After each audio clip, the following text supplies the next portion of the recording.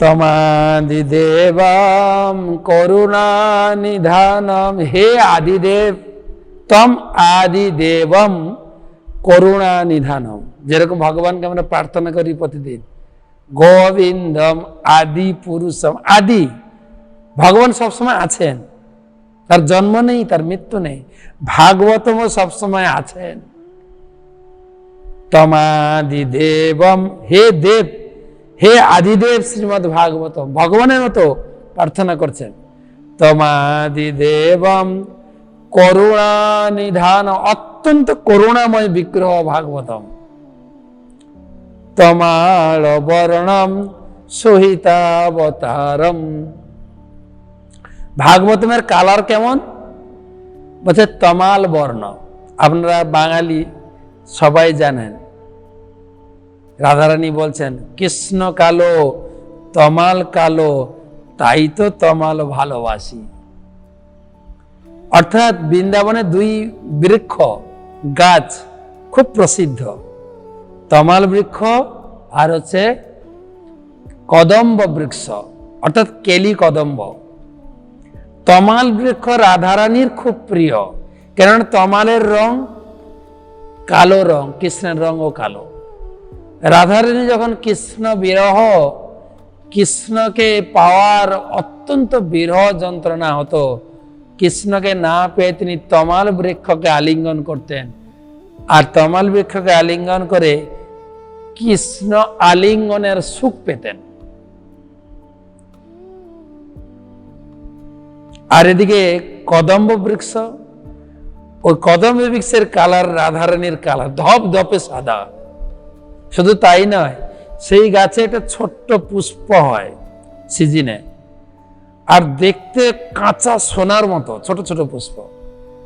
কেন রাধারানীর গায়ের রঙ তপ্ত কাঞ্চন গৌরাঙ্গী, কাঁচা সোনার মতো। তাই কদম্ব বৃক্ষকে দেখে রাধারানীর কথা মনে পড়ে যেত, কদম্ব বৃক্ষকে আলিঙ্গন করে রাধারানীর আলিঙ্গনের সুখ পেতেন কৃষ্ণ। তো সেই ভাগবতমের কালার আছে তমাল বর্ণম সহিতাবতারম, এ হচ্ছে সহিত অবতার। ভাগবতম ভগবানের অবতার, কৃষ্ণ তুল্য। গীতাতে 6 প্রকার অবতারের কথা আমরা পড়েছি। প্রথম হচ্ছে পুরুষ অবতার, তারপরে হচ্ছে গুণ অবতার, লীলা অবতার, যুগ অবতার, শক্তাবেশ অবতার, মন্বন্তর অবতার। এই কোন অবতারের লিস্টে ভাগবতম নেই। ভাগবতম স্পেশাল ক্যাটাগরির অবতার। কি অবতার? সুহিত অবতার, হিতাকাঙ্ক্ষী, জীবের হিত করার জন্য এসছেন। কিসে হিত করবেন? এই শ্লোক আবার পড়বো আমরা ভাগবতমের মধ্যে। কিসে হিত না, বলছেন অপার সংসার সমুদ্র সেতুম, অপার সংসার সমুদ্র। আমরা যেখানে বাস করছি এটা মাটি, কিন্তু শাস্ত্রে বলছে এটা সমুদ্র।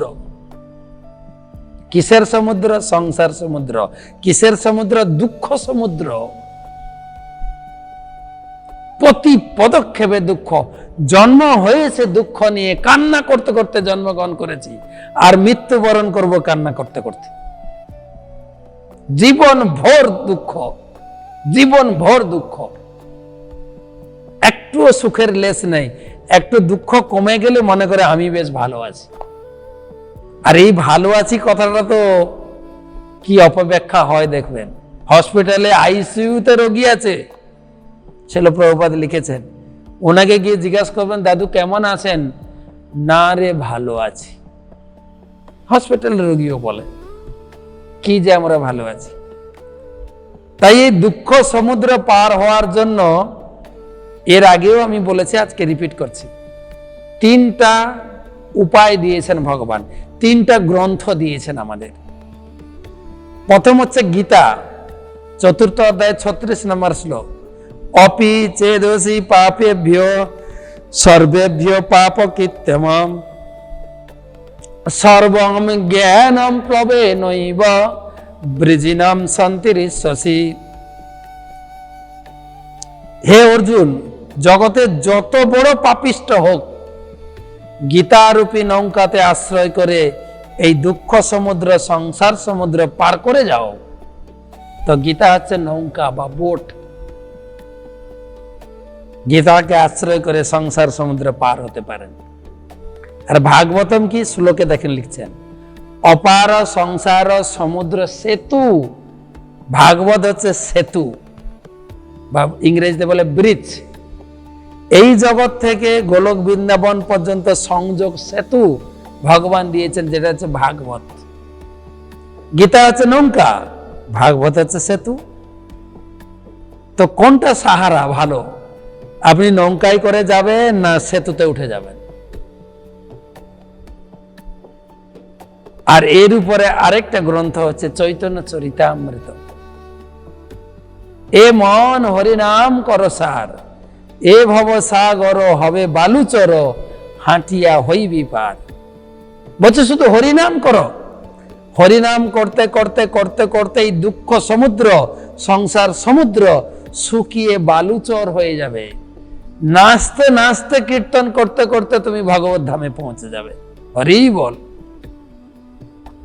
গীতা হচ্ছে নৌকা, ভাগবত হচ্ছে সেতু, চৈতন্য চরিতামৃত হচ্ছে বালুচর। কোনটা শ্রেষ্ঠ? শ্রেষ্ঠ হচ্ছে চৈতন্য চরিতামৃত, কিন্তু গ্রেডেশন, গীতা পড়বেন, তারপরে ভাগবত, তারপরে চৈতন্য চরিতামৃত। যেখানে গীতা শেষ সেখানে ভাগবত শুরু, ভাগবত শেষ চৈতন্য চরিতামৃত শুরু।